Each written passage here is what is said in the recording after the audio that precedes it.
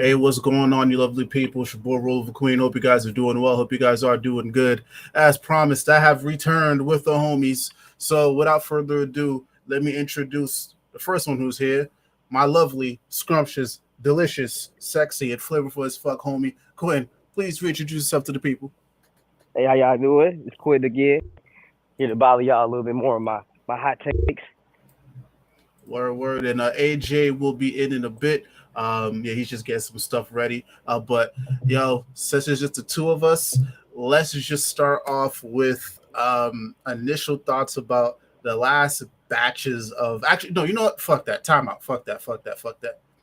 The box is back, bro. The box is back. Yeah, man. The box is back, bro. Yeah, bro. It's back. So far, we predicted everything correctly Yep. that Josh Williamson's gonna do before he hops off this run. Yep. So I'm pleased. I think the setup with us not knowing what's missing, you know. I think the writing's been on the wall for where we're headed. Mm-hmm. The last couple of issues. I think after the cliffhangers of Absolute Power 2 and that one, and then what Ollie doing what he just did at the end of this issue, I think Amanda's plans are starting to unwind a little bit. So I am Yes. definitely excited about what's to come for sure. Yeah, it's starting to look to me. I'm of two minds right now. So far, it seems like she still has her foot on their necks, but like little by little, the pieces are starting to crumple. Like I don't think I didn't predict Dreamer going away as quickly as she did. Like that was a curveball for me. And I just dropped a video talking about how much I just started to appreciate Dreamer, but now that she's gone, well, allegedly gone, I know that throws a monkey wrench in Amanda's plans because she just like Ollie. You know how we were looking like as Ollie to be the like the linchpin, like the guy who's gonna save the day. I think she was counting on Dreamer to be that for her, and now that she's out, I really wonder what's gonna happen now. Yeah. Man, I don't think Dreamer's off the board yet. I think that's kind of like that's part of the play. If that makes sense. Mm-hmm. Take her off the board, move Ali into. I kind of want to see what Wade does in like the actual issues because he hasn't wrote Ali since like the first issue. Yeah, no. So need to see what kind of like what he does. I think the previews for like issue 3 of Absolute Power have been like, I don't know, like that dialogue between Big Barda and Nightwing, man, it's getting me hyped up, bro. And I don't know. I think I think now we're about to enter the phase of this battle of what ended up with that Suicide Squad book at the Infinite Frontier. Ooh, that's Especially coming right. off of that was it Origins or whatever. I didn't. This week has been totally messed up for me because I wasn't able to get to the bookstore, so I read a couple books via digital. Mm-hmm. Um, so I read like Ollie. I mean, I read like Green Arrow, and I read like Aliens versus Avengers. Major stuff I could not know about. Mm-hmm. But I kind of skimmed through the because I like to sit with certain books like physically rather. I think Mm-hmm. I comprehend them more than digitally reading them. So I kind of skimmed through the Flash book, but I think with the Amazos, I think Amanda, going back to what I've said previously, I think she overestimated Failsafe Mm-hmm. and Brainiac Queen. I think that whatever design they did with Amazos are giving them a personality. I think every Amazo bot now is starting to see the flaws in Amanda Mm-hmm. or questioning, hey, why am I doing this? Their connections to the powers of the heroes they've taken so far is having an impact, right? Mm-hmm. So I'm thinking the syndicate is gonna have to be her last ditch play. Um, it just makes sense at that point. I think the heroes have pretty much gained their bearings back. Mm-hmm. Um, I think John is a major. I think John is a threat, but we all know they're not going to kill Superman's son. We know Superman's son's going to come out of this on the other end. Yeah. Um, hey, I may lose connection because I'm connected to the car. I I know may where leave and come back. Okay. Okay. But no, and whatever in the box, because technically we know what's in the box. We know what the box does, but we don't know what the box does. That makes sense. Yeah, exactly. So once we kind of get uh,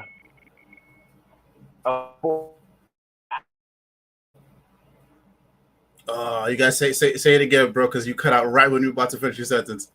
canon, I mean, Say it again, bro. Let me. Now I can hear you. Say it again. Okay. My bad. I'm driving, bro. No, you're good. You're good, bro. But nah. I think we'll find out I think the boxes right now, Dreamer and John are the big wild card and the Syndicate. Mm-hmm. So it's like I don't know, bro. Like we know so much about what's happening after this battle. It's what's kind of like throwing me off. Cause we know they gotta win, right? Yeah. We've seen previews for Justice League Unlimited. We're seeing what's happening with the Absolute line. So we know. In my heart, I keep having an ideal that DARKSEID is either going to be the hero or the reason they get up out of this. And I just don't know how it's going to happen. But considering that we know the Kingdom Come universe is started, the multiverse and the Kingdom Come characters, the new Kingdom Come characters are going to play a factor, at least one of them. Mm-hmm. I'm thinking everything that we've thought so far about how they're either going to win or who's going to be the hero is going to be wrong. Because we've been right about too many things, if that makes sense. Mm-hmm. So, because like, is John? Can we reverse John's? What's happened to John? Right? Mm-hmm. Nightwing and Mr. Terrific have a plan, so we got to figure out if that's going to work. I don't know, man. I'm really interested. Like this, I see a lot of people give like slack to like the Dawn DC events, but I don't know, man. I feel like every single event has kind of held their own. Now, granted, things like Night Terrors, timing wise, was bad, right? Yeah. Mm-hmm. But the event itself wasn't a bad event at all. It helped. It set Deadman up for whatever's going to come, and him getting an animated series now is going to be kind of important. Going farther, I'm about to see if I can take this. Don't die, Q, don't die. All right, cool. All right, I'm alive, y'all. My bad. Oh, be careful, man. But nah, I think all of these events, I think every single event is going to play a factor in this outcome. Yeah. I think everything that's happened from Lazarus Planet to Animal, the Beast World? Titans event. Yeah, Beast World. All of these events, there's been little seeds from Amanda involved in them regardless. But I think those seeds are going to start taking more fruit, bearing more fruit in the next 2 issues. We only have 2 issues of like, was it like 4 issues or 5 issues? It's 4, we only got 3 issues or 2 issues left. Yeah, we only got 2 issues left. Mm-hmm.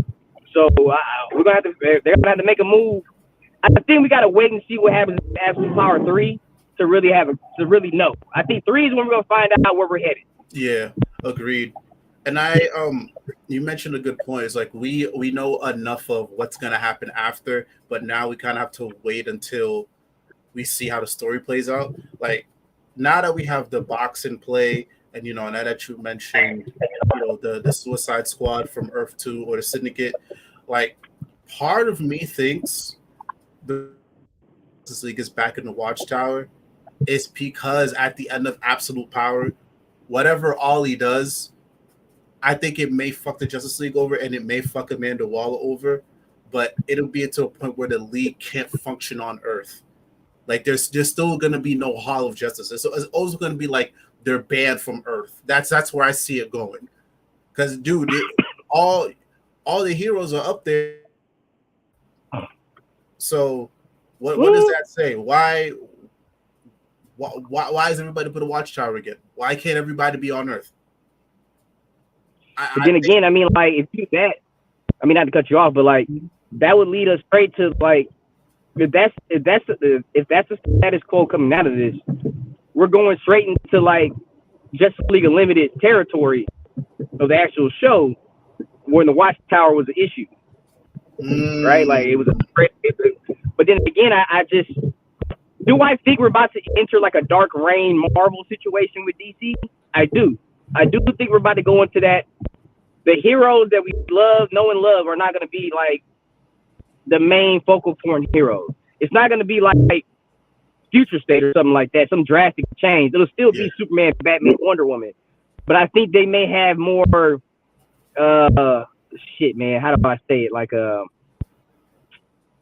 I use myself as an example. So in my universe, I'm building towards having the core team and then having a team that's like the UN put together, right? Like, this is the team that we're going to roll out when it's a global incident. Like, but in the case of my story, it takes some shit to like get that to be the status quo on the globe, right? Like for the heroes to kind of be like second thought, or they don't want to be involved with the main, I guess, pillars of the superhero community, I guess. But I don't know. My gut says I don't think they go that route, because the way Mark Waid writes and what he likes to write is more hopeful than that, if that makes sense. Yeah, I see it too. And again, I'm of two sides, because if we're going based off the solicits for, post absolute power, it seems like most of the books are going back to the way they were. It's like the stories are continuing. Nightwing is gonna just do Nightwing shit. We could talk about Green Arrow later, but it sounds like he's going back to just being. He's gonna do Star City shit again. The Titans are doing more or less the same thing. Batman more or less the same thing. So I think maybe the heroes will be allowed to function, within their own little pockets, like Goth. But as for an actual league, I don't think there's gonna. I don't think the league will be allowed to function on Earth, because again, the whole point of like, if we're looking at Night Terrors, we're looking at Beast Road, we're looking at Absolute Power, the underlying story has been like, the Justice League has too much power. Who gave the Justice League the authority, to be our savior? And look at what's happened as a result of that. So I think the heroes will be fine as long as they function in the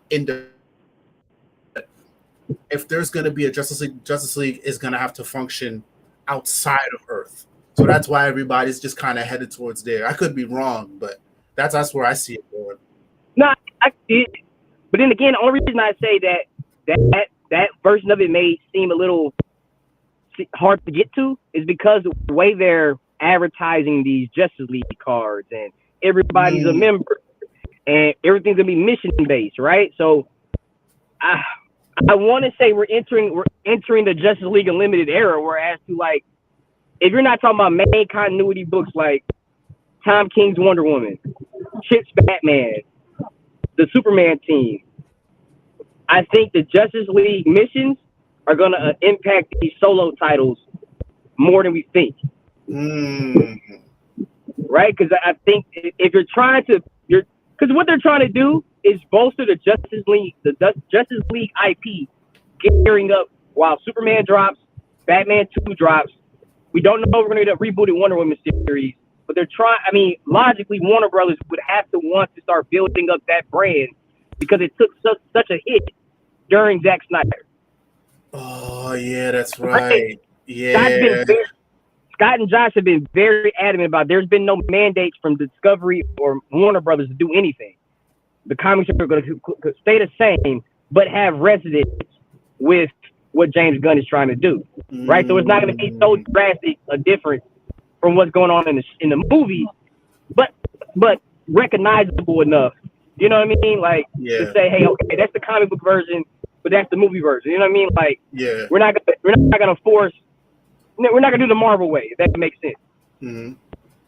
So I want to say it might be something like that, bro. Like, it could totally be what you're saying it's going to be, but you gotta think about the damage, the hit the government's gonna take when they find out, like, hey, Amanda's been manipulating you for years, or months at least, however the comic book timeline goes, right? But she's been using fake images Yep. because you got to remember, Mark Wade's big thing is about fake AI. info. Yep. You know what I'm saying? So Mm-hmm.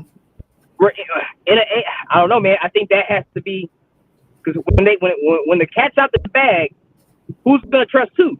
Who would you rather trust? Amanda Waller, who lied to us and made a killer robot out of a robot that's been trying to terrorize Earth for years, or Superman, the guy who saved us time and time and time again, That's or right. Batman, right? So it could be a little bit of that, but I think I keep telling myself and anybody that listen that I think the Sovereign is gonna have a big play going farther. I think the ideal of the light is gonna continue. I don't think because I'm not gonna lie to you. I didn't say it out loud, but when I found out that it was all Brainiacs that was the light, it was disappointing. Yeah, it was that was bullshit to me. You know what I'm saying? It was like it was bullshit. It was either you were rushed and you just didn't have time to kind of map it out better because like you had already advertised House of Brainiac, but like or you were trying to drive home the point of Brainiac. Either way, to me, is lazy because you got to think about it. Vandal Savage has been gaining power, right? Mm-hmm. You know, Lex Luthor's gone, right? But like the Penguin is now working for the FBI. Like there's things that could have been useful for a group called the Light, right? And I think the Sovereign, I think Sergeant Steele, I think Rick Flag, and I think Steve Trevor have major roles going farther. You know what I think happened? I feel like, again, I could be wrong because again, we don't know what's happening in the writers' rooms. But what I think happened is that I think that was the original plan, but because ideally what you're saying is right. It should be the Sovereign. Like even when you read the first couple issues of Wonder Woman, they made it seem like the Sovereign. Yeah, he's going to be connected to Amanda Waller. You know, you mentioned Penguin. You know, we saw everything that happened with Vandal Savage, so it would make sense that it's almost kind of like a Legion of Doom type thing, and these guys are the ones working in the background. But I don't know. Maybe again, this is all a ruse. You know, and I'll go a little deeper off what you just said. I don't think when I first read the Sovereign and I saw the connection to Amanda Waller, and she was talking about the Department of Sovereignty and all of that good stuff. In my head, based on some of the dialogue and exchanges that he's had with Diana, I've always thought he was going to double cross Amanda Waller. If Amanda Waller is I guess what's the phrase I'm looking for? Fuck, bro. Necessary evil. If she can handle all the superheroes, or at least take out the majority of them, then cool, we can sweep up the rest. But you got to think about the Sovereign, how he feels about women, right? Yeah. As a whole. And I'm not saying he's an old white man. And the trope is that nobody likes a heavy-set black woman, right? So I mean, if you wanted to get meta and a little dark, he could do that. And I'm all opposed for like. I feel like villains should be villains, bro. I think a lot of people hide from like the gruesome and more vulgar things, but to be truly evil or truly villainous, you have to. That's part of that, bro. Like you know what I'm saying? So like, and I'm not saying I want to read that all the time, but I'm saying I think if the Sovereign's gonna be a hit, like everybody's kind of pushing him to be, this would be the time to put him on the map. Yeah. Him, Dreamer. Some of these B-listers that he's pushing, like Airvolt or Airwave, that's the name, right? This is the time to get those guys out there, and I think Sovereign could be the play that's set up for the next big Justice League guy, right? I mean, I could see it. It all depends, because for me, I'm wishy-washy on it, because it's like that would require somebody like Tom King to actually play ball, and we could kind of go into that a little bit, because hold on, we got AJ. What's going on, brother? I'm up here waiting for you to send the link, and then I go back into the DMs. I didn't know you were sending earlier. My fault, bro. No worries, man. Go ahead, reintroduce yourself to the people. Hey, man, I'm AJ. Glad to be here. I'm a little late, but that's my bad. That's all good. Yeah, so we were just giving initial thoughts about, obviously the revelation of the box and we're still kind of trying to piece together what we think could happen in Absolute Power, because we know a lot of stuff that's going to happen post Absolute Power. But now the big question is, okay, how is the story going to end? How is the box going to come into play? Who are going to be the major players? Who? Yeah, where does the DC universe land outside of what we know? But yeah, I was just shooting my thoughts real quick. But go ahead, bro. Give me your initial thoughts on the box and the last two issues of Absolute Power and the tie-ins. I mean, the box continues to be like the tease that just won't be paid off. Like we'll see what happens this week, but man, boy, I really thought we were gonna get a little more light on it. In last week's Green Arrow, it didn't happen. I understand you're building anticipation, you're building mystery, you're building trauma, and if you didn't read that last Green Arrow run from Rebirth, it's fine. It's fine. You're probably saying, "Oh, hey, something from Oliver's past." Okay, no biggie, dog. When did that shit end? 2018 or something? 2019, bro. 2019. We're 2024, over halfway through 2024. Dog, I've been wondering about this shit for over 5 years now. We all have. And y'all have it right there, and you won't tell me what it is. Kind of pissed me this week, man. But I mean, it's all good. Like after Absolute Power, I think Ollie's gonna be on the outside looking in. When the new writer takes over for Williamson, it sounded like the family's not gonna be heavily involved in the run. Roy's gonna be in the Titans. Dinah's gonna, obviously she's got Birds of Prey going, and then the King book.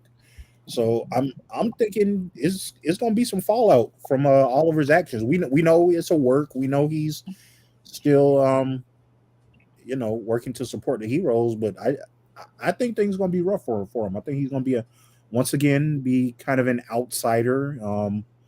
The hero community not gonna trust him. I think, like I've been saying, I think he's in for a breakup with Dinah and Oliver. I think Connor and Roy, I think they're going to keep their distance. I think he in for some rough times ahead. Absolute Power. Yeah, man. I mean, we were kind of on it. John is her big joker, and she definitely threw it down on the table. I don't have y'all talked about the previews yet for this week's issue? We can. We touched on it. I know it's been a little hubbub on Twitter and whatnot, but Barda is that's absolutely what Barda would be saying about, hey, we need to kill this little bastard, bro. Like she is, like, I'm sorry, she was the leader of the apocalypse version of SEAL Team 6. She's led armies. You take down your opponent's biggest weapon fast and permanently. Like, that's exactly what she would say. And I don't have a problem with Dick having a problem with it either, because Dick, like, hey man, that's my homie. Train this little nigga almost as much as his own daddy. So I think that's gonna be the big conflict. And I think, like I said, the stuff.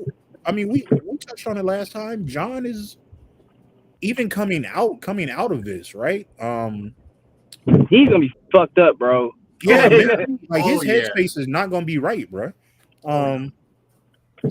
Like we're assuming Dreamer might be. Nobody says dead in comics, but we don't really know what too much has happened with her. See, I got to go through that last. I can say right now she's not dead, right? I can say right now she's not dead. She's not dead, but no, I don't think so. DC future, what they're trying to. He probably got to come back in. Yeah. Okay. Yeah, but yeah, I don't think she's dead. If anything, I think she'll be back by the end of the event. But yeah, I think John's headspace after this, bro. Like, I don't know, dog. I could see him going. Folk don't want to. I can see him going away. Ultraman. To tell you the truth, be honest. All that trauma, repressed trauma from that. When he was, Lil John still, he just did. I didn't read once Taylor started his new run with him, so I don't know what all went down there, but I could Oh see it shit! being some issues there. I know he fought him, but I think I don't know. I don't know what happened. They didn't really fight. Okay, They fought briefly, but then it ended with a hug. that's right. Yeah. Yeah, it ended with Okay, a hug. Mm-hmm. so after this, and that's if John comes out of this. I don't even say you can say unscathed because like that is a lot of cybernetic parts that have been fused together with him. What is okay? Let's say they break Waller's hold of him. Okay, cool. Is he still going to be like the new cyborg Superman? Like what's going to go on with that? I think he gonna have a hard road. Over the next few months and years. I think They haven't dropped any promotionary art of him either. Mm-hmm. And Nicole Main still has a tie-in specifically for him. Ooh, okay. Yeah. So we got to see how that plays out too. And as for like how he ends up after Absolute Power, there's no way he could just go back to being, good old lovable John after this. No, bro. Like this is the good premise of either a mini series or another ongoing. Because I feel like DC, no, regardless of the backlash, they don't want to let go of John. You can tell there's been an effort. There's been a unified effort to try to make him stick. Mm-hmm. And I think this is it. Like, okay, what happens? You got taken over by Amanda Waller. You fucked up the Fortress of Solitude. You may have killed some folk. Like, no, these are the bones for something major here. Like, this could be the redemption arc that John needs. And I'm not talking about like for DC Comics. I'm talking about just like readership. Like, if what I think happens, John is going to be in a much better position coming out of Absolute Power. Because nobody really has had the balls to go there with John. Like Williamson, I think Williamson had some of the dopest moments with John, like back in Dark Crisis. But other than that, nobody really. I think Nicole Maines, especially coming off of Suicide Squad, Nicole Maines is not afraid to take it there. Like, bro, she killed Jay Nakamura's mom, bro. Like, she what else did she do? She fucking doxed Dreamer's home, bro. Like, I would say she would probably be the one person who could, at this point in time, get me to read a John book. She wants it though. She's been every podcast I've listened to with her advertising or talking about Absolute Power and that Suicide Squad, that book that she just did. She has said, one, she wants to do a love triangle between John, Dreamer, and Jay. That's the first thing she wants to do. Okay, I like that idea. And secondly, she has a strong passion for Dreamer and John, and she has a passion. She has a clear direction, a voice in her head. Like I got cut off before I said this. They're not letting John or Dreamer go. No, because they're too important to the current status quo of our society, and that peer group. They're not letting that go for money wise, and because there's potential with these two characters long term. I was gonna say also because Nicole Maines has shown herself to be a really good writer. Like, oh yes, like out of nowhere, bro. Like we've seen actors come into comics before, and like let's keep it stacked. Majority of times it's ass, bro. Like, trying too hard. Exactly. Like that Suicide Squad run was, and not run, it was a mini, but still, bruh, I was surprised. I'm like, yo, good. I told y'all. And then because what was it? What was the event? Like, she did a couple tie-in issues for Beast World. Yeah, see, I read the first. I can't remember if it was a second issue after that. Yeah, I read the first one. there was a actual physical one shot, and then you had to read the part two in Action Comics. All right, see that might be why I think I fell off of Action after PKJ, so I might need to go back and see. But yeah, that Suicide Squad mini hit, and I'm like, yo, okay, see, I knew she had a good voice for Dreamer, right? And it makes sense, right? That's the character she brought over from portraying her on Supergirl. But her portrayals for everybody else good, strong, clear voice. Like, hey man, let her cook. Like, give her. She definitely needs something else coming out of Absolute Power. Absolutely. I mean, yo, I think she might be teasing Checkmate. Oh shit, that's right. I forgot. Yeah. Look, go back and peep her Twitter page, bro. Okay. And she's in the crates, y'all. She is in the crates. She's looking for things that have not been addressed. Mm-hmm. And not just stuff with Dreamer or Superman or the Metropolis family. She's one of you call her Rookie of the Year, really. Yeah. Good. Yeah. I like that. Agreed. Unless old buddy from the dude that's doing the horror books, the dude that was Weasel, and I think he was Weasel or Rat King or whatever the fuck he was in Suicide Squad. He's writing a book too. He has a story inside the horror anthology coming up for Halloween. Okay. And I want to say he's doing Creature Commando for the tie-in book. Okay. For the movie cartoon series. I'll have to check it out. Shit. What? Damn. What was his name? I can't remember his name. I mean, I can find it if I'm on my phone, but I got cut off when I was about to say it. Coming out of that Barta and Dick exchange in the preview, I said it on the timeline. There was a lot of discourse about who's the fourth pillar of DC, and it was Harley Quinn, and it was everybody but the person that it's supposed to be. And I think that conversation nailed it in the head for me. Dick Grayson is the fourth pillar of DC Comics. Yeah. I say that because if Superman is justice or hope, Batman's justice, Wonder Woman's peace and love, what would Dick Grayson be? Legacy. And what is I was gonna say, he's the first of your sidekicks, he's your legacy.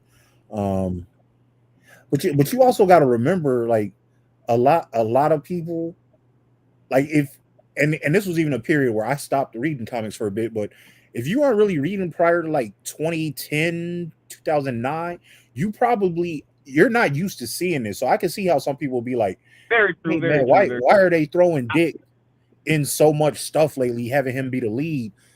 A lot of folk just don't know, but that was a thing DC had going for a while. Because Dan DiDio, he was trying to kill my boy. Yeah. But I am biased because that's literally the era I came back into. I was always collecting comics. I think I've said it before. Like I only read Sonic the Hedgehog from Archie. But after I saw Dark Knight, I picked up the first Batman shit I saw, and I was like, Battle of the Cow. And it was like 3 connecting covers. I was like, well, I need all 3 of these right here. Because I knew the characters for the most part. Like, who the fuck is that? What the fuck is going on here? So then I got that, and I got the Battle of the Cow, and it was Batman R.I.P. Those are the things I got to, and I was like, everything I read from that point was Dick Grayson is Batman, Bruce is lost in time. I was like, what the fuck, bro? And that was the era. So maybe I'm a little biased, but I do think logically it's Dick Grayson, bro. Yeah, Harley could be the next one. It may be because she's a cartoon creation that made the jump, I guess. But it has to be Dick, bro. I think a lot of the discourse around that centers, it's a couple of things. People, they're hot and cold on the Taylor run. I think the Taylor run is ending on a high note. I just started reading it. It really is, bro. It's really good. And I think even before that, Dick wasn't Dick for a couple years. And then but that ended up good though. That ended up good, but I think they ended that well. But I think Dick has been going through such a tumultuous time, and then for a lot of people, it's just like, okay, well, all of a sudden, why is he just came back? Why are you just pushing him as like the guy? But no, there's a lot of background there for it. Like it's solidified. Like if I'm if I'm looking at everything minus the Nightwing run, I think it makes sense. Like I know I talked about how the Titans haven't really been doing much, but if I'm looking at everything outside of the ongoings, I'm looking at the core stories that we've gotten. It makes sense that Dick Grayson is positioned where he is. It makes sense that the Titans are positioned where they are, and it makes things. It makes sense to me. It makes sense that he would be the guy to be like, hey, we're not going to kill John. He would be the one that would go up against somebody who's 3 times the size. He'd break him in two and say, no, we're not doing that. So it makes sense to me. But again, a lot of it depends on your entry point, and it depends on how open are you willing to be about these stories. Because if you're just being a hard ass, yeah, you're gonna say, "Oh, why But Dick you know Grayson?" what? But I don't really have a lot of pity for people who have a like a bad taste for Taylor's run, because one or two things going on. You could clearly, very early on, see that this was never going to be a heavy book. It was never going to be a super deep or super like. It's not going to be a dark book. It was pretty. They played around with sequential the panel layouts. This was supposed to be a book where you push the boundaries of the artwork. This wasn't about Tom Taylor being the best writer. It was about Bruno Ronaldo going golf controls, right? He was putting up Kobe and George numbers. Because so many people didn't like the run right before this, the Rick Grayson. Like, so they tried to give, hey, y'all want Nightwing back? We're gonna give y'all Nightwing back. And and they did that. I've been hot and cold on the run. Like I'm probably about 3 arcs behind at this point. I think he spun his wheels too long on certain things. He like did. Heartless, he did. Heartless went on for too long. But I think if you were reading the last few issues, I think it took all of that to give Heartless the gravity that he needed. Because now entering this run where Dick's been framed. He knows who he is, right? The retcons to his origin, their connection to their elementary school years. It's made Heartless, I think, a lasting Nightwing villain. Yeah. Right? I think he has the chops to push Nightwing, if that makes sense. I agree with you, and also I'll say this. I think another reason why the book has spun its wheel is because like they needed time for Dick to be in other things. So it wouldn't really make sense if we just got like a short condensed run. So Taylor had to put some fluff in between. So Nightwing, if he needed to pop up in Dark Crisis for a little bit, he could do that. If he needed to be the forefront of the Titans and Beast World, he could do that. If we need, right now we see him being the forefront of Absolute Power, and it makes sense now. Absolute Power, we only got 2 more issues. I think we only have maybe 1 or 2 more issues of his current run, and then we out of here. So I think I also think the Titans and the Justice League are going to be major factors in how we close this battle out. I think the Titans. I think Mark Waid. He loves the Titans, right? That's like the shit that he grew up on. Right. I think he's heard the noise about the Titans haven't done anything, and I think it's coming. Dick has had a moment. Starfire's had a moment. I think we're building to that. We got have the Titans had their tie-in yet? There's no tie-in period. Ooh, that's where a lot of my rebuttal would come from, because it's like, like I said, if we're not talking about the ongoings, yes, I 100% agree with you. The Titans are that team. I get it. Mark Waid and everybody else wants to put them at the forefront. I thought Beast World was good. Right now, I thought Beast World was going to set them up for so much bigger coming out of that. But they dropped the ball. But at least now we have Absolute Power. So again, because like, it was a tier for Absolute Power. That's all it was. Because if we're talking about just the core books we've got, we're talking Night Terrors, Beast World, Absolute Power. Yes, I will say the job was done with the Titans. But if we're gonna put it into totality, including a run, the answer is no. The answer is no. But again, you can go back and look at these core stories and say, yes, they did the job. But I think I can't tell you right now that the Titans are going to be worth anything after Absolute Power. Now the focus is on Justice League. Because now Taylor's not on Titans anymore. Now it's somebody new, John Layman.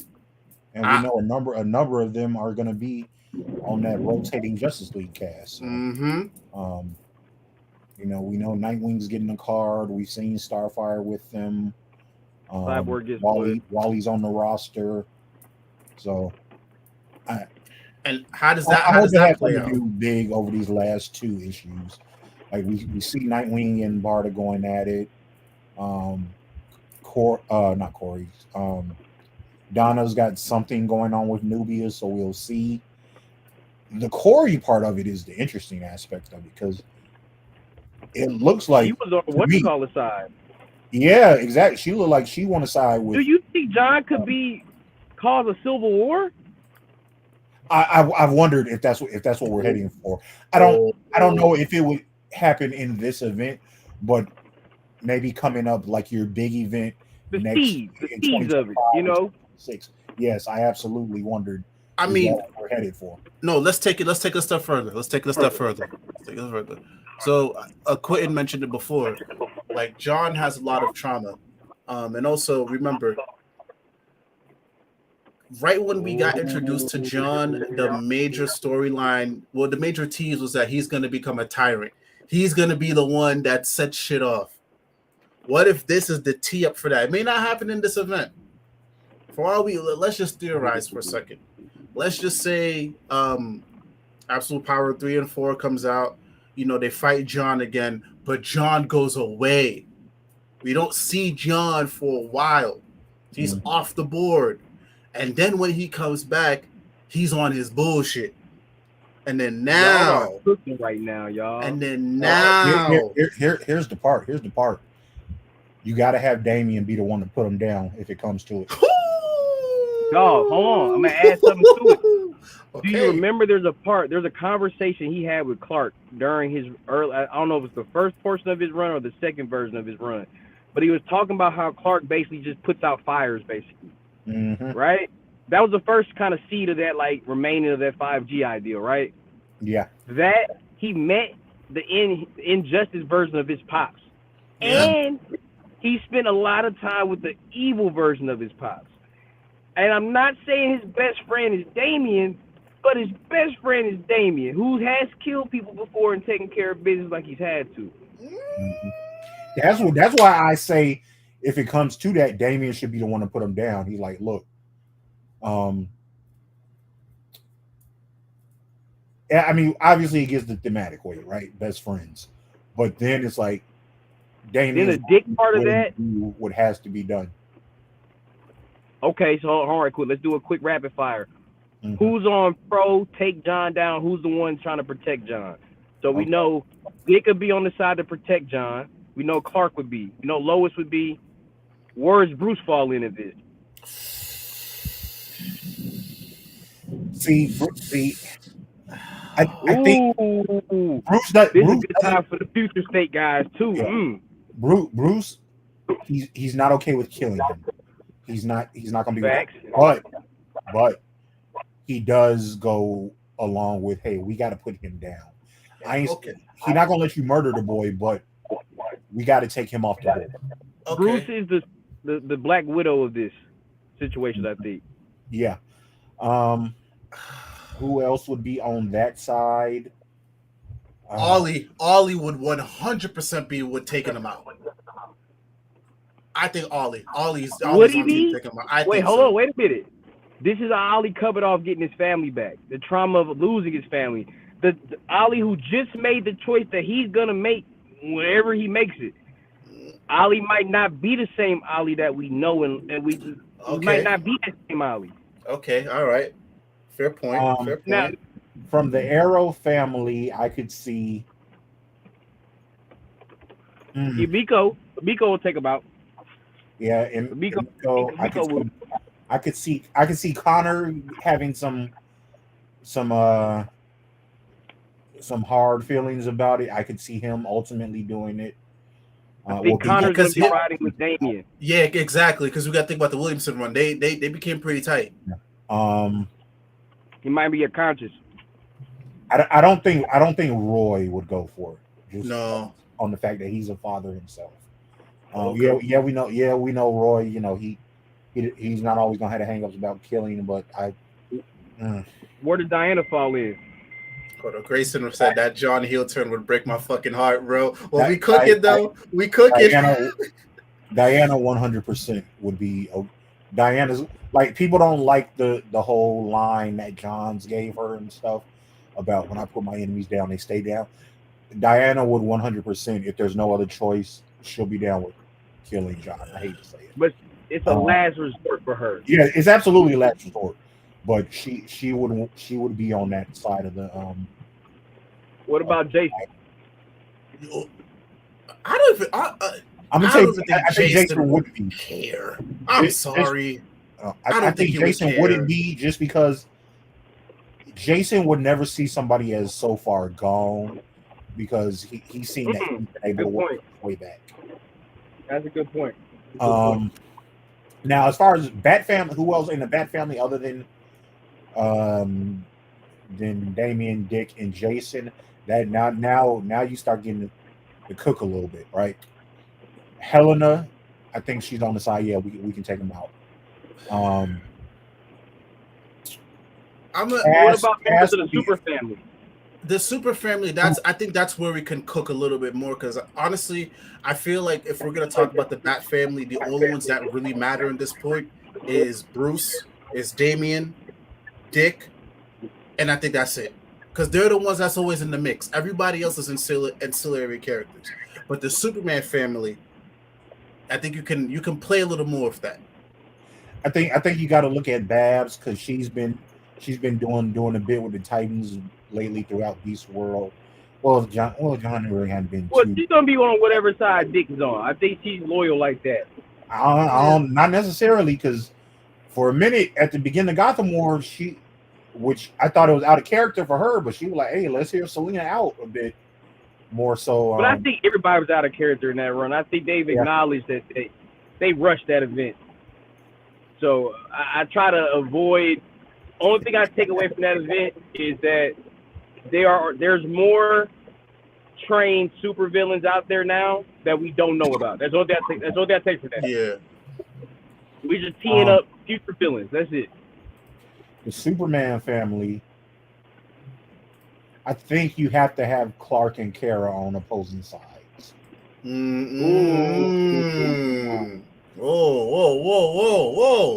What side is Paige on? Power Girl. Or Karen, Paige, Karen, whatever her name is now. Normally you'd say, yeah, she'd be on the side A. Hey, we can take him out. But I think Connor's gonna be. I think Connor will probably be with Damien too. Yeah, I can see that. Because I'm thinking Damien's gonna have his own group of people. Yeah.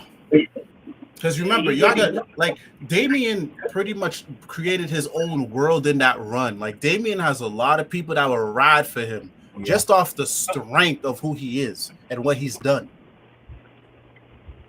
And so, hey, if Damien can convince people, hey, this guy's a threat, amount of people, adults included, that would be like, hey, let's get him out of here. What side do the Green Lanterns fall on? Oh, we got to fracture them.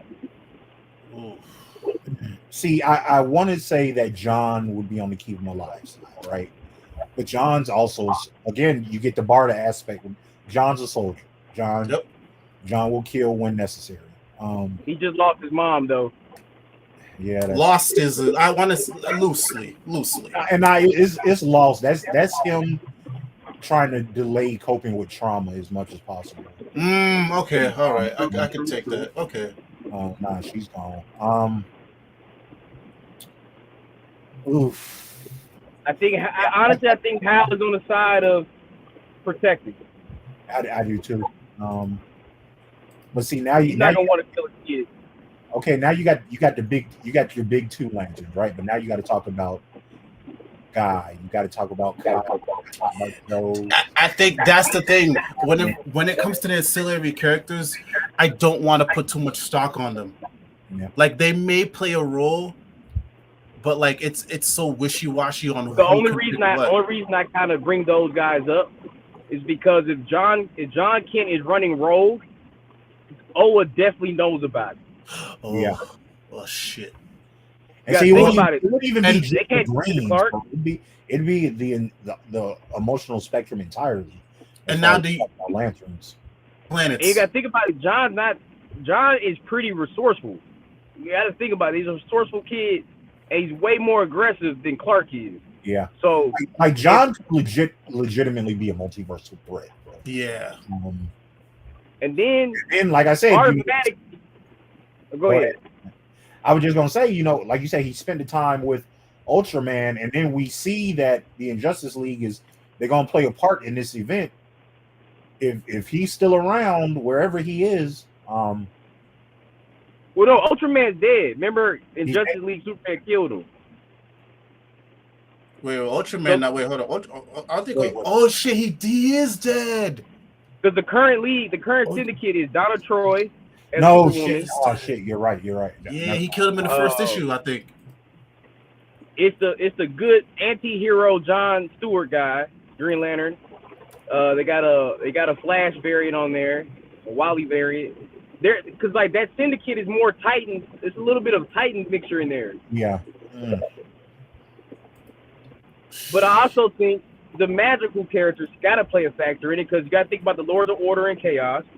Yeah. So John Constantine's automatically on the side to take him out. There's no question asked about that. Dr. Fate automatically on the side to take him out. I was gonna say which Fate. Well, Kent would take him out. I think. The other one would be like I think it'd be indifferent. I think some people are not gonna want to like they'll play factors in the story, but they wouldn't be like you wouldn't see it, right? To build suspense. Damn, y'all, I might have to drop in like 10, 15 minutes.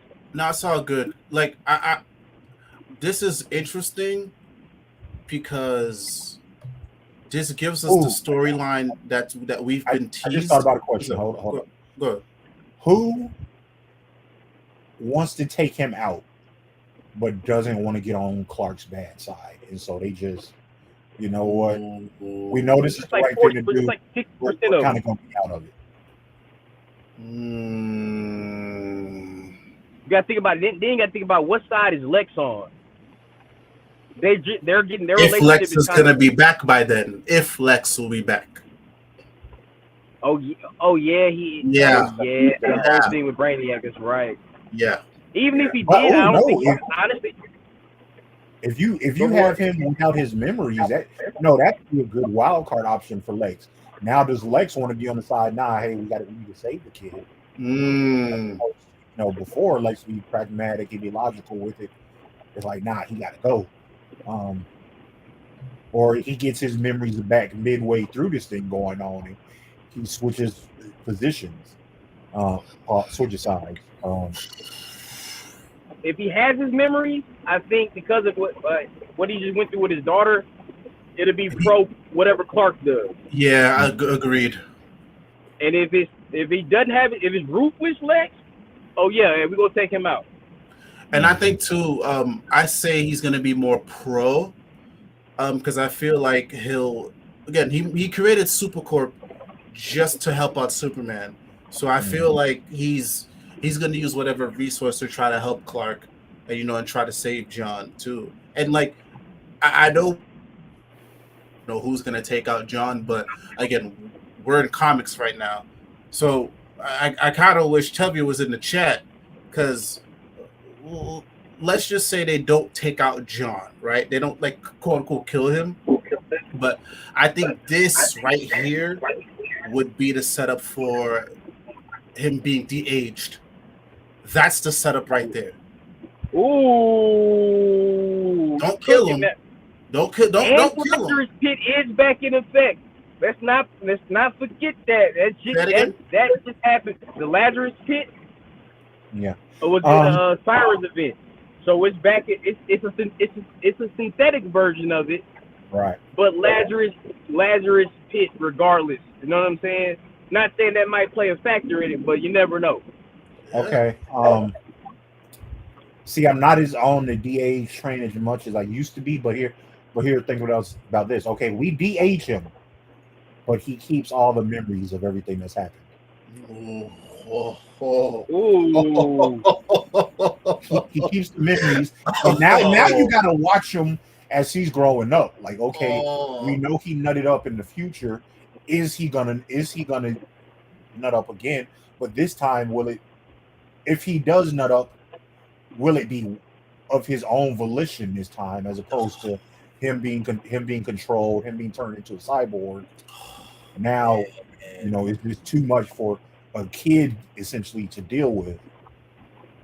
Now, and that puts Damien more in a mentor role if you think about it too. Mm-hmm. But I think I think at this point, like you said, I've kind of past him going back to that age. I think if DC's smart, just have a story where you tell stories during that era. Mm-hmm. And that's how you started. Put Pete Tomasi back on there, and just or Pete, whoever's on there, put him back on there and just let him run wild, right? You know what I'm saying? Just let that be a thing, right? But I more so de-age him to Damien's age, like the exact 13, 14, Okay. whatever I roll. Yeah, because that works. Right now think he's he's like 20, 15. 21. I think he's he's either 18 or. When he was 18, that was like Bendis run. So I mean, yeah, it's sliding scale. So I'm just going by it's been about what? We're Bendis is what, 19, 18? Yeah, you got to remember he was when that's the Taylor run, but remember he was his first day at college when he first met Jay. I think it was at a community college or something, but he was going to go to college. So you figure 18, maybe 19 now.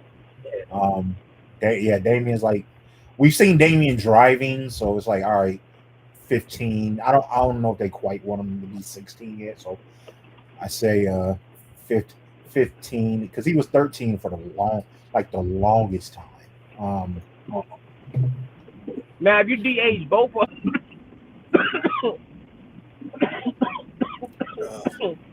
Both of them. Yeah, I feel like if we're gonna DH, it's gonna be one because Damien has got a lot of growth. He's grown a lot, as a character. Yeah. And Grayson had this comment. So I love John, but realistically, a cyborg Superman with electric blue powers to supercharge his body is too dangerous to let roam free. Yeah. Because remember we had this conversation last time when we were together. There's no way you can just go back to the regular status quo with absolute power, and there's no way you could go back to the regular status quo with John. Grayson makes a good point here. Something has to happen after this with John. Because again, I don't know if it was AJ or Quintin I mentioned. Yeah, there's no solicits. We don't know what's happening with John after. I haven't seen a peep of John since even in the solicits for the stuff that's happening with the Doomsday stuff. All in. We don't know what's happening with them. So I agree. Whether it's de-age or kill, something got to happen to him. I don't know. It'd be cool. I mean, what if he killed somebody? What if he killed Mark Waid has said he says prominent heroes will be permanently changed, right? Mm-hmm. And he said somebody's gonna bite. A couple people biting the dust. We haven't really seen anybody truly. If we don't see the body, they not dead, right? That's the rule. I haven't seen a body yet, so I'm assuming the deaths will come this issue coming out next week or next month. So how about this then? What if it's not a hero that he kills, but because I don't think he's been out in public yet. So far, his only target has been the Fortress of Solitude and the heroes. But John's big thing is about caring for the people, caring for the environment. I think if Amanda has him go out and he actually hurts people, he actually drops bodies, legitimate bodies, That's what's gonna set him off. That is your story right there. You the Man of Steel effect. Yeah. I think they're all on Themyscira this week in the 3rd issue. We got to assume he's probably going to attack the island at some point. I'm glad you brought that up. Before you continue your statement, yeah, go ahead. Brought up Themyscira. We already said Wonder Woman would be kind of like indifferent until the last ditch, whatever choice is going to be, right? Mm-hmm. But that doesn't speak for all of the Amazon. No, it doesn't. Right. I was just thinking about that. That's right. So what does Nubia think? I mean, look at a warrior race that, the whole reason they're on this island is because in their human lives they died at the hand, more often than not, at the hands of men and violently. And now you have a man attacking this refuge after we've already invited your people in, so they can seek shelter here. That automatically puts Diana in the protection role.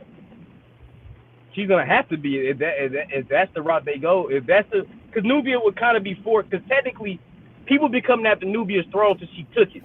Yeah. Hippatalia is gone. She's an Olympian. Artemis might. I think Artemis is definitely pro. Cassie's probably not. Yara probably isn't because that's going to be his future running mate.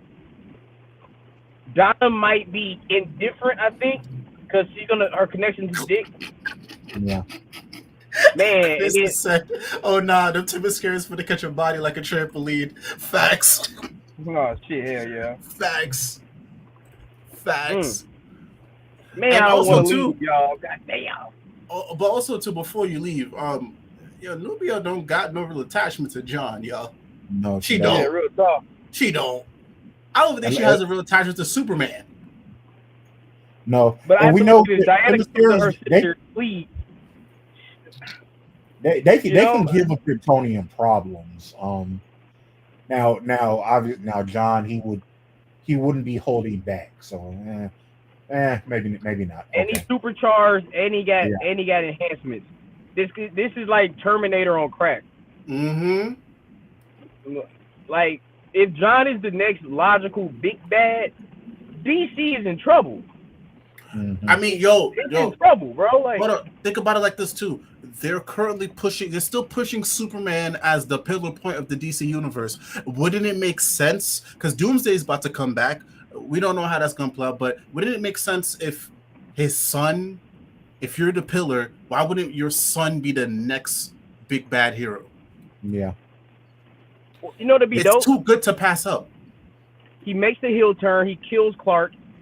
Doom, he leaves. Doomsday's attacks. He comes back. He defeats Doomsday. Clark comes back. Everybody's happy. He has his redemption arc. Yeah, but we already know. You kill your father, and you leave Earth defenseless. Yeah. I'd say that's a good. No, actually, I really like that. The only problem is we know Clark's on the league roster coming up. I don't know if it's this will happen throughout. Unless you do the time jump. This will lead up to that, yeah. So we'll have our happy moment. They're gonna give us this bright, sunny.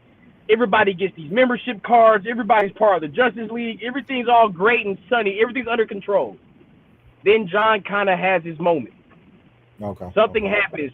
John has a confrontation with Clark. We have an Invincible versus Omni-Man moment. Maybe it's lasting effects of the Brainiac stuff. You never know. Whatever pushes him over the edge, right? Maybe he has another run-in with Injustice Superman. Whatever the situation is where he starts realizing, I have to be more proactive. Maybe Jay dies.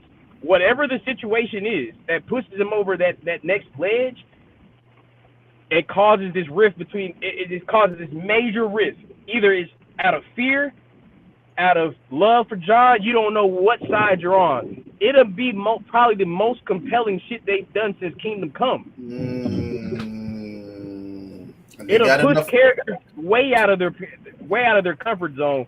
Give us a ton of stories, because now we got to think about a looming evil. Maybe not evil, but like hella aggressive. You know what I'm saying? And maybe it starts off with the Green Lanterns finding them doing shit like off world. something. But you start seeing these seeds, like a serial, like a slasher film.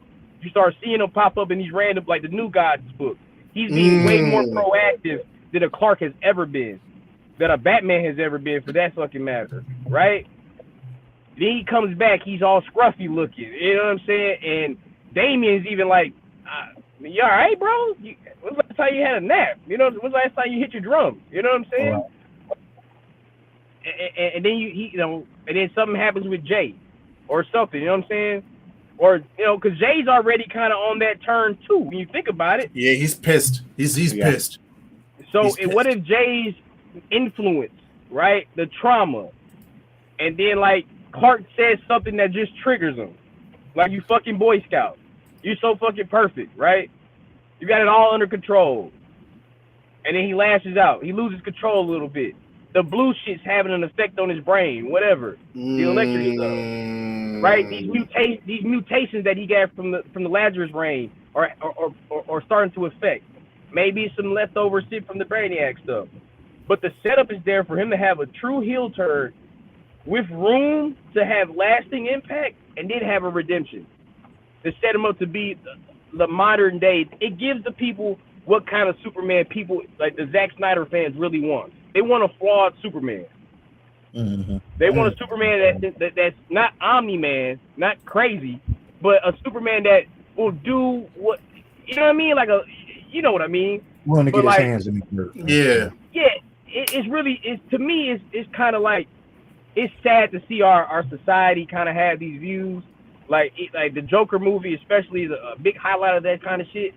And I'm like, I read books for. We lost him.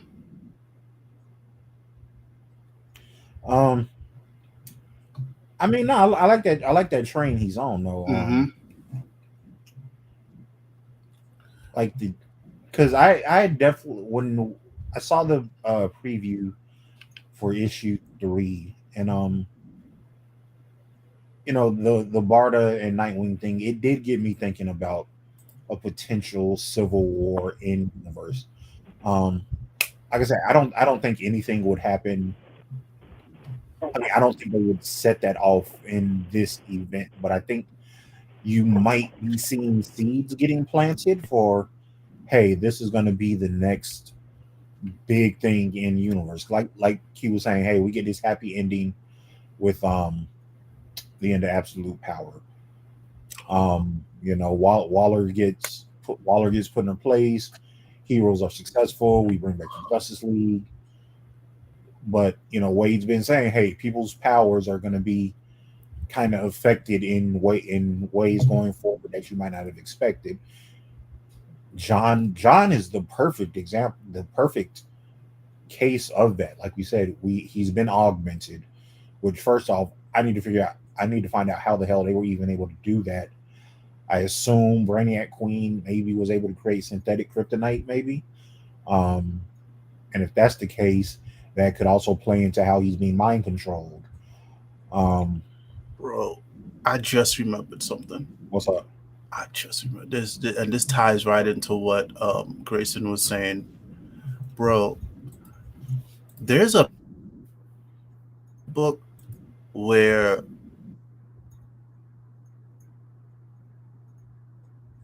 it's you there? You can hear me? I can now, yeah. Okay, yeah. Amanda Waller shows Dreamer of Earth where I think it's John that's tearing shit up. Okay, yeah. Okay. Yeah. I think it's either the second to last issue or the last issue, but yeah. I feel like they've been giving us breadcrumbs, bro. Mm-hmm. And even if I know we didn't like that Adventures of Superman book, the one that came out, but I could also see that being breadcrumbs too. Mm-hmm. Like, could have just theorized like the next 2 or 3 years of DC Comics without even knowing it, bro. This is crazy. It's right there though. It absolutely is, and I keep going back to to the aspect of okay, thinking aside who's on what side, who's on what side. Um, but hmm, see now I'm just coming up with possibilities as to where this can really lead. I really need to see what happens in this week's issue before I want Yeah. to go super further on that because I'm starting to think it is getting actually pretty likely because now I'm about to go back through those first two issues and the tie-ins. But I'm starting to see, like you said, they might have been planting these breadcrumbs all along for the past, what, 2 years or so Yeah, now. bro. Um, I mean, bro, we over here talking about the box. I mean, bro, John might be the big wild card here, bro. like Like this is I can crazy. legitimately see it. He being your next big bad, and you don't do it in a like a 5G way, or you take them same principles what that era was gonna be, but you just it's essentially you're doing it more well thought out and Yeah, planned. Mm. man. Like I was saying, Damien would be the one to take him out. But what if it Absolutely. doesn't start off that way, right? Take out a Kryptonian, you need another Kryptonian. We get Suits. He he wasn't gonna let anybody else do it. If John has to be put down, he's gonna take the responsibility. But we know Superman, he's not gonna be able to do it. That's his kid. And yeah, Superman doesn't quote unquote kill, right? We got that tends to only be a thing with humans because we know parademons are at one point sentient beings, and yet he'll go through them like it's nothing. Um, so he has it in him to kill, but that's his baby boy. That's his only son. He's not going to Yeah. be able to do it. Then you get a Damien, potentially a Kara, like we say, and then now you create a whole schism throughout the whole universe. This ooh shit, this can And set up a new crisis. I mean, listen, like think about it too, because I don't. I still think DC is. They're gonna take their time before we go to something cosmic again. So I Yeah, feel like this would be another good, like bare bones street level type story. You can still do the crazy shit, but it ain't gonna be nothing where you got to worry about like the multiverse and all that other shit. Like you can still keep it amongst the heroes. yeah, And but see that's the thing, and I agree. I want that, but see, like I say, John can absolutely be a multiversal level threat. So now people from other Earths are getting involved. Like, hey man, yeah, mm, this shit's affecting us now. Now you get Calvin Ellis showing up. oh, You get Valzad showing up. Like hey, bro, like y'all ain't ooh, gonna then just get out the way and let us handle it. And then he starts wrecking shop there. Then you go to, like you say, Earth 3 with the Injustice League, and okay, y'all say Ultraman out the paint. So, but they've seen what it looks like when a Superman there goes bad. So, oh shit, this oh is yo. this it could be potential, and I'm talking like 3-4 years down the line, but I can Oh see that yeah. like, your next crisis. Oh yeah, like your next major crisis. Because right now, Yeah, let's keep it a fat stack. This isn't a crisis. Absolute power is not a crisis. no, Yeah, this is just an event. This is just some shit. But before we go though, I would like to hear your thoughts on like some of the tie-ins. We didn't get to talk too much about that. okay. Um, I know Um, we had the Amanda Waller one, Absolute Power Origins. I only read issue one, Yeah, I but haven't read the second one yet. I thought that one was okay. It wasn't terrible. Yeah, that's I about where I'm at with it. Yeah, that one wasn't terrible. I started to read issue two. The Batman ones I'm enjoying surprisingly. Um, Like it's it's not my least favorite of the bunch, but I felt like it's a bit weak. It's a bit weak, and I don't know. I think part of that is also how I feel about those tie-ins is just how my feelings are on the main Batman book right now, which I hate to say because I was out because I mean we did it on the pod. I was a big proponent of having Zdarsky take on the new Batman when we were looking for a new Batman writer. I was a big proponent of him coming over. That was when he was still on Daredevil because we've seen time and time again the writers who have done a Batman run going to do a really great Daredevil run, or writers who have done a Daredevil run going to do a really good Batman run. So it seemed like it was just easy. It's like, hey, that's a piece of cake. That's and it's just hadn't and it hadn't been a bad run. I don't want folks getting confused. It just hasn't been what I thought it was going to be.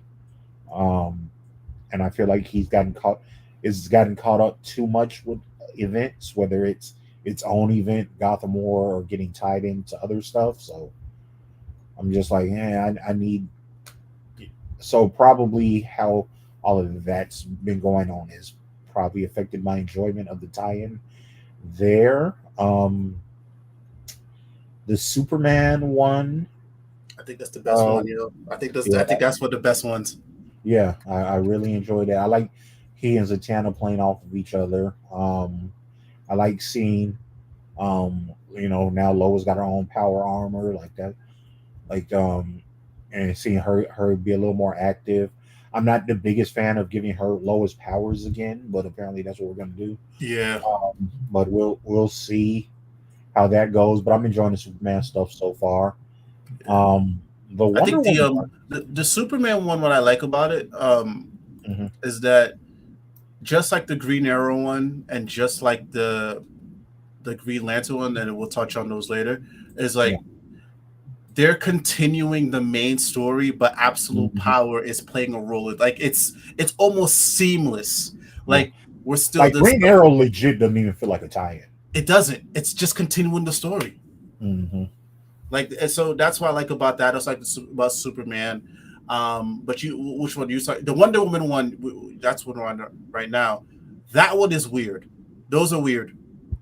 It's weird, but I like the dynamic of Damian and Diana playing off of each other. But yeah, it is, especially like that one it definitely feels like it interrupted her run of what she has going on in her book. More so than a lot of the others. I like the dynamic, them playing off of each other. But yeah, I can agree with saying it was a bit weird. Let me think what else. Like I said, the Green Arrow ones have been really good, but that's because it doesn't even feel like a tie-in. It's just continuing where we left off with that Green Arrow story. What else? I think Green Lantern is probably the most. I think Green Lantern and Superman, those are the fun ones. Like I like the Green Lantern ones are fun, bro. Hal is depowered, but he's over here just like fucking around. But the main story's still continuing. It works for me. Like it really does. It doesn't. It almost doesn't feel like a tie-in too. Yeah, like I like the Task Force 7-ish. I can't remember which one it was, but the Amazo that absorbed the Green Lantern Lantern powers, how it's basically becoming sentient and growing conscious. Like I'm really liking that. I want to see where that goes. That's interesting. You see, Carol. They're dealing with the fact Carol just really got her powers back, and now she's having to decide, whether or not she wants to be a hero, wants to really get involved. But because the JSA, I think, just sent her out on a mission to do something. I might have to go back. I can't remember what they sent her out for specifically. I think they sent her out there to recruit because they don't. The Amazons don't have information on her, right? So she's a wild card. So they sent her out to like Hub City to try to gather more heroes, which would make sense. She hadn't been a Star Sapphire and up until recently, and I can't remember how long. Let me see what else have we had with the tie-ins. The Task Force 7 joints. Yeah, those have been. Those are hit or miss. I think so. I thought Sergeant Steele was going to have a bit of a bigger role, and he's kind of just been background noise for a bit. The Steve Trevor stuff, take it or leave it. I'm trying to think, what else I am I have missing? I have a theory on some on that stuff. Yeah, as I Go ahead. mentioned it with Quintin. Um, Excuse me. yeah, I feel like Steve Trevor and Sergeant Steele. I think the plan before was for them to be a little bit more prominent, but I feel Mhm. like something kind of fell through like during the planning stages because it's like why are they just why are they feel more like background characters if Yeah, anything. they do. Yeah, and it's a little weird, especially seeing how they were teed up. Like Sergeant Steele was in Wonder Woman. Now he's I liked it when he was in Beast World. I thought that Hmm. made sense, but even then he was barely there. And then now the stuff that's happening with the Task Force 7 stuff, it's a little weird. But I could be wrong because we still have a couple more issues to go. But yeah, odd stuff. Hmm. Trying to think, are there any other tie-ins that I've missed? Yeah, I'm looking through the list right now, like with Task Force. Oh, I feel like I missed one. There was one about the Flash. Yeah, that was a Task Force 7 issue. Yeah. Wait, well, has the main Flash? Because I haven't been reading the main Flash book. Have they The main had it? Flash only had like a light tie-in Okay. to Absolute Power. It was just that one issue where Waller. Oh god, yeah, it was that one issue where Waller had sent Ollie to. He sent Wally. He sent Ollie to fuck with Wally or some shit like that. I don't remember, but Ollie was in some type of machine, and then he Okay. was just trying to like capture his power or some shit. But the Flash family got involved, and then they pretty much saved the day. But the book hasn't been tying in after that. Okay. Okay. Um, nah, the one I was thinking, the Flash one that just so that must have been in the Task Force 7 issue. Yeah, I think it was last week's. Um, Oh, oh, the Aquaman one yeah, not the Aquaman one. that Did was did he, fire. did he end up killing all those Atlanteans? I know he depowered Aquaman, and that's why they had to get him up out of there right quick because he was about to be drowned and crushed to death under the pressure of the ocean. I'm trying to remember, did he depower the rest of Atlantis? I don't think I might have to so. go back. He depowered Jackson. He depowered Arthur, but I think everybody else was kind of still left on the board. I could be wrong though. Okay, okay. Yeah, I could be wrong about that. And then the other one that was after, okay, the JSA one that we just talked about, and then there was the Flash one that came out. Oh, there was this weird one also. It was Failsafe fighting somebody. Dan Waters wrote it. I read it Uh, one. is that the one where he was fighting Nightwing and Yeah, and yeah, some other okay, chick. Nightwing, Tim Drake. I think Miss Martian was in there. Somebody else. Yeah, I think it was a character we haven't seen in a while. Okay, okay. Yeah, but it was that one was a little eh. Yeah, this is the guy that's gonna be writing Nightwing. It wasn't terrible, but you could just tell there was a All right. throwaway. The Flash one I Mm. haven't read. This is ooh this could be a Themyscira. Oh, Interesting. so we Okay, really got to pay attention to this week's then. okay, okay. Yeah. Okay. So something's gonna happen in this week's issue, and then it's gonna lead into that one. Ooh, because it's the chick who wrote the Nubia, which yeah, I'm kind of warm on. Yeah, Yeah. like I bought those issues. I'm a support black character, but yeah, it wasn't the best run. Um, hmm.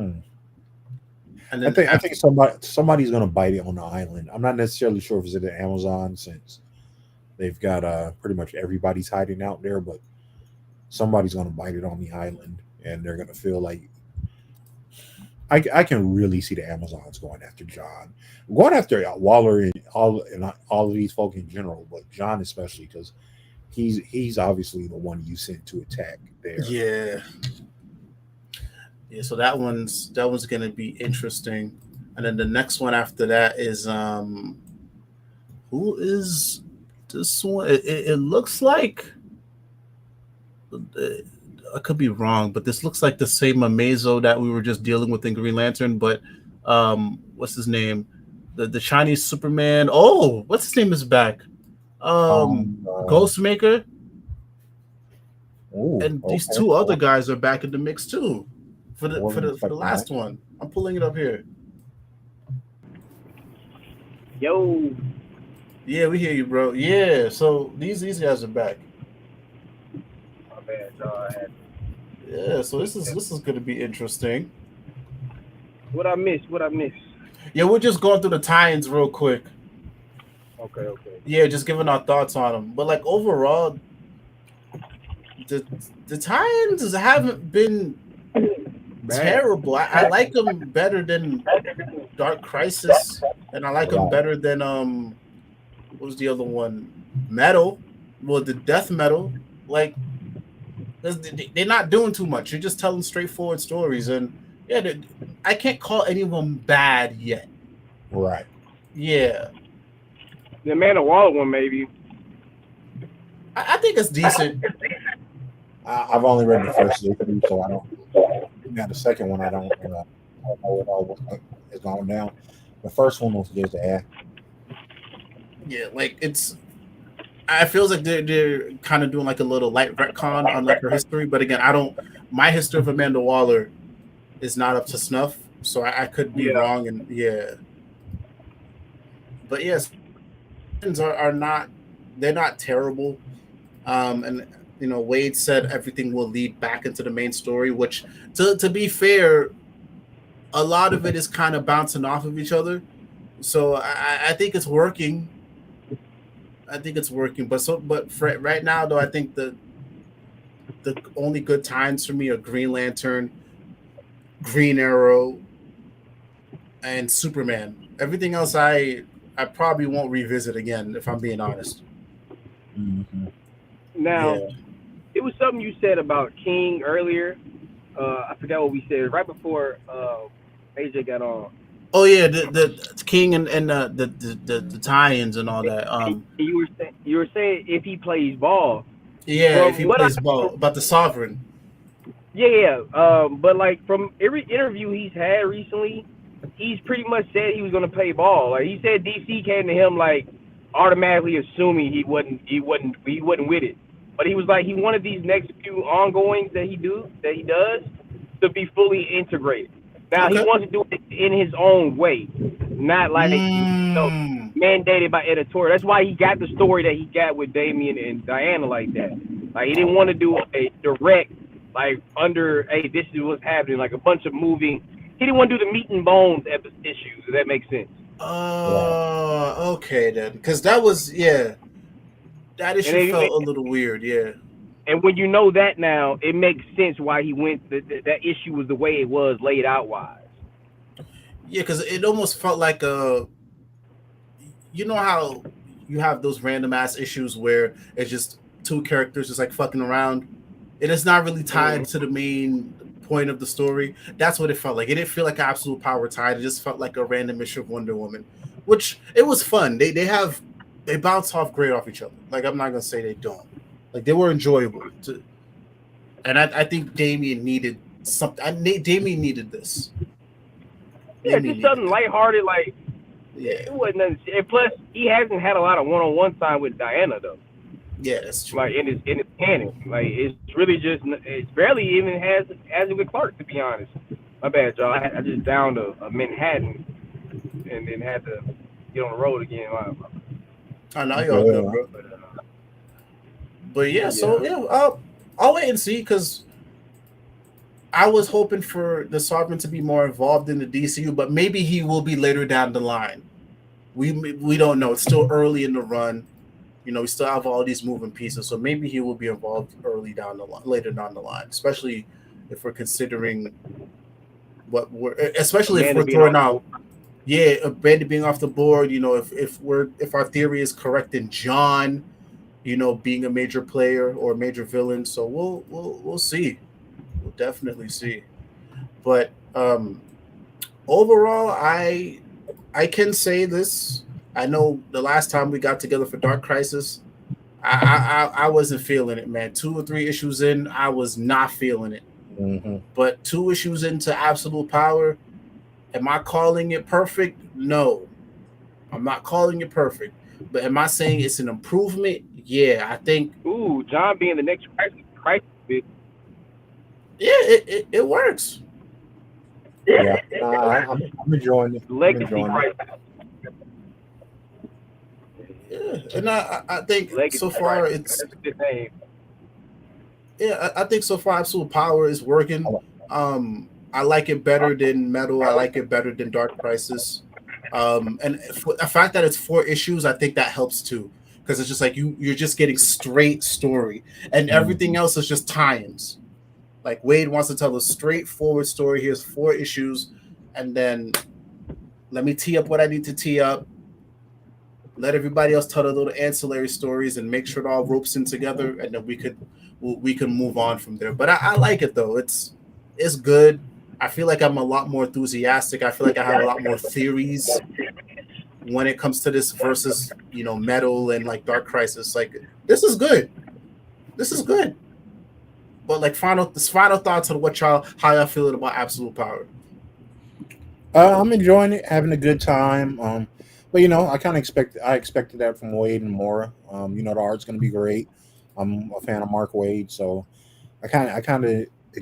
I'm not saying getting what I expected as far as I knew what the story was going to be, but I knew it was going to be an enjoyable event, especially much more so than, like you said, Dark Crisis. But everything's in all the events anyway. Since Dark Crisis, they've been pretty good. Even the one misstep Night Terrors had was kind of suspending the rest of the line for those couple months. But other than that, the events they've been from anywhere from fine to straight up good.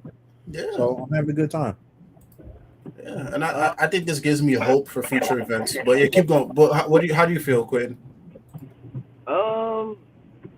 Honestly, I think it's the most, for me, the way I'm feeling reading, like turning the pages, I haven't really felt like that since like Trinity War and like going into February, and kind of how I felt about like, oh shit, Optometrist, betrayed. I didn't really see that one coming. Made sense, and then like seeing the heroes get put in the pocket dimension, and then it only being the bad guys. I'm intrigued at the tee-ups for everybody, right? Like you see Robot Man turn down the Justice League card. You see Damian turn it down. But you know what I mean? I'm intrigued at where they're going with Absolute Power. Like I like it. I mean, it's tickling everything I need to be tickled. If that makes sense. Yeah. So I mean, I think we're at a good place going into it. It being a short series, it's not a year-long event. It's not some big. They've done some PR for Absolute Power, but they've been really more so talking about the Absolute line. They touch on Absolute Power, of course they do, because they got to sell. But I mean, for the most part, it's been outside the few like tidbits that we see floating on Twitter. It's been really relatively contained. Yeah. So like I said, we really don't know what's gonna happen next issue, right? I think the dialogue's been really been strong.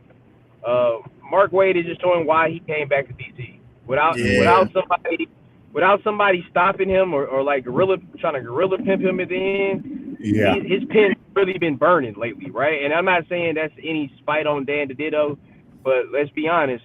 Let's say he maybe held them back during the New 52 era. You know what I mean? Like, being honest. I mean, we know, some big people just. And sometimes it happens like that with you. Sometimes you just kind of outgrow that. Like he's been doing great stuff with like his line with he has a comic book publisher with somebody that I got like 2 issues of that. That's pretty solid. You know what I mean? So like sometimes you just kind of outgrow what the sandbox you were in. I think maybe his idea got to spinning some. So I think now that we have the managerial side of things kind of handled, the side of things handled, like we got a clear vision. James Gunn is on par. He's on track. He's on toe and toe with all the writers. You know what I'm saying? Like he wants them to do what they're doing. He's pro DC being DC, and not Yes, DC being the DCU, right? So, that's important. and I think that's good. I think because Mark Waid is in that good mixture of his generations, like he came up during a time when we were kind of growing up type of like the era, but that's not the Mm-hmm. era of the comics. He was very much a Silver Age brat. You know what I mean? And I think those same Silver Age principles have been showing residence in a lot of this stuff right now. Like Shazam's been really good, but it's because they've been embracing the Silver Age stuff. Like for a long time, we kind of ran away from that. And I think Absolute Power is integrating a lot of that like seamlessly, right? If they can somehow weave in the Wildstorm characters, we'll be batting 100, right? I mean, but outside of, I think I saw, what's her name from Yeah, Birds of Prey? Zealot, yeah. Gonna be in it I tomorrow. think that's the only person, but I think, with Grifter having such a big factor in Future State, like, where is he at? Like, you know what I mean? Like, you got Jenny Sparks Yeah, as a whole I've been waiting for him to, blue. because I haven't seen him in a while. I'm trying to actually remember the last thing he was in. That I think about it. Oh yeah, they got Voodoo in this one. Voodoo's playing a factor in Absolute Power. So I mean that's cool. I Okay. guess. Well, I take that back. They are batting 100. I mean, we haven't seen Voodoo really since that Grifter series or that last Wildstorm series. That was pretty good. A lot of people were like down that book, but that Wildstorm series was pretty solid. I heard good things about it. It was a fun Yeah. book. Like it was a fun book. I think maybe it was like one or two issues that were kind of meh. Mm-hmm. But yeah, Matt Rosenberg was the one that wrote that. Yeah, it was like 12 issues, I think. That actually we need to pick it up. And he's on a run. I don't know if anybody's noticing, but he's been striking gold on everything he does. Yeah, Like going back to like. I mean, I'm not surprised. Yeah, I won't say what his from. I really enjoyed his Marvel work. Now he's at DC. I've been enjoying him.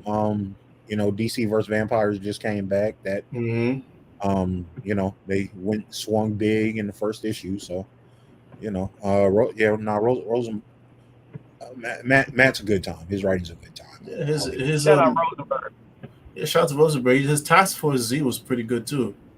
Yeah. Mm-hmm. Yeah, I enjoyed that. But yeah, so it sounds like we're in unison about how we feel about Absolute Power.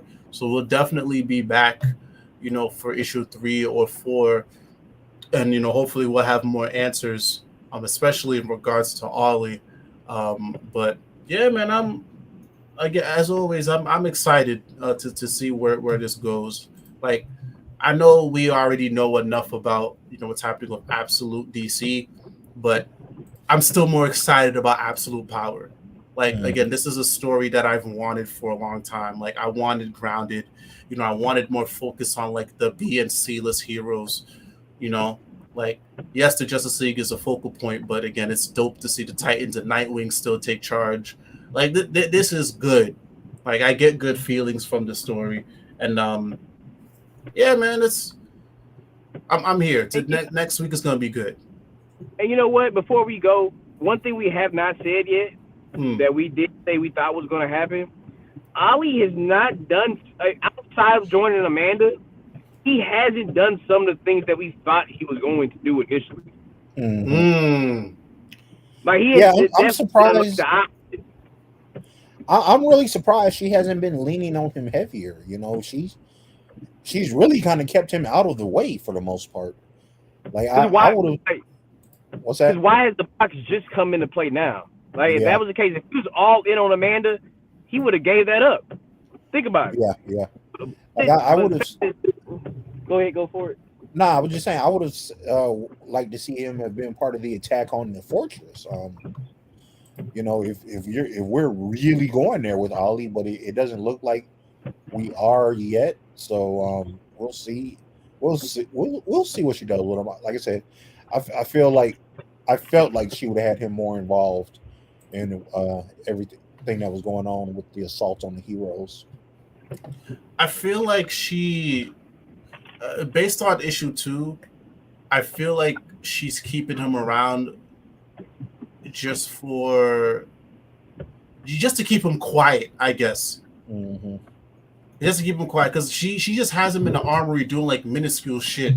Yeah. But literally, he's like, oh no, that's a whole lie, yo. We are completely forgetting absolute power ground zero.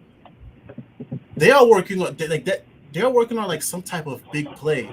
Like there's some machine that she's building or whatever it is. He's involved with that, and I think that's why she's had him off to the side because he's gathering all the weapons and stuff for whatever this big machine or what this big device is.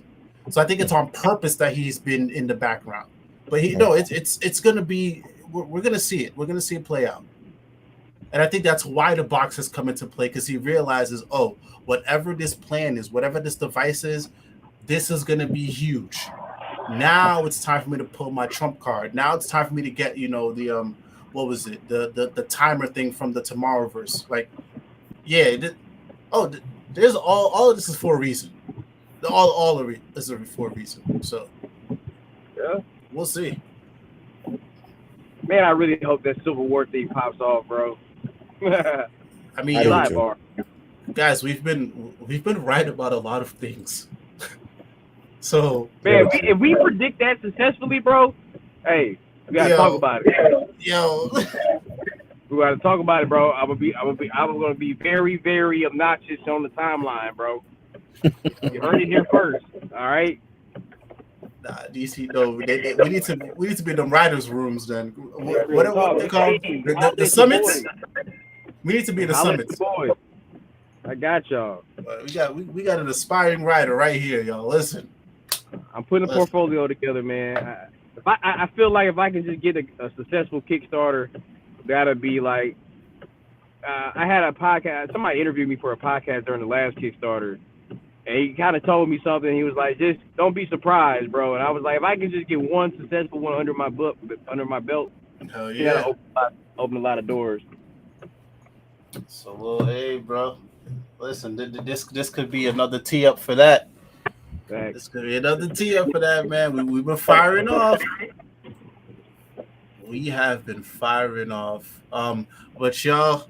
I appreciate you brothers for coming through, man. It's always a great time. Appreciate everybody who was in the chat, Grayson, Red Carlel, all y'all, appreciate y'all, and even those who are just watching, just to watch. I appreciate you guys as well. But let me just give my homies some time, to go ahead and promote themselves. So Quintin, go ahead, brother. The floor is yours.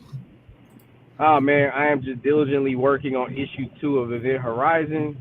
We are almost done with it. We have like 4. I think Martin needs to send me like the last 4 pages, and then we are off to coloring and lettering. And then hopefully around like Thanksgiving, I'll be kind of teeing some stuff up about Kickstarter. And then, man, hopefully I'll start that Kickstarter grind by Christmas time. So okay, nice. Are generous by then. Let's go. All right, AJ, go ahead, brother. As always, y'all can find me on Twitter, giving my takes, Mr. _Mitchell_ the number 2 _ the letter U. That's about it. Like I said, my bad for coming through a little late tonight. I had a brain fart on the link. How you go, bro? To get into the chat, but it was a good time. Word. And as always, y'all can find me on Roliver Queen Reviews. We are at 787. The road to 800 is almost over. But yeah, thank you guys for all the support. Thank you guys for checking out all the content. I will, per usual, just chop this up, make it a little shorter, put it out in bits. But thank you to everybody who check out the content, man. Thank you. The subscribers have been going up and all that. But again, as always, this is a pleasure. This is a pleasure. It's always great to chop it up with the homies. But y'all, once again, thank you for tuning in. AJ and Quinn, thank you guys again. Appreciate you, brothers. And we will be back. Because, the next Wishes of Absolute Power, it's going to be crazy, man. I might come back here and say, this might be this could be the best event that I've read since reading comic books. The best DC event I've read since reading comic books. All right. Okay. Yeah, so we'll see that. And I've read good events, but this was before my time. I need something where I can say this is it. I feel absolute power could be it. So we'll see. We'll see. But once again, thank you all. Much love, much peace. It's your boy Roliver Queen, and we are out.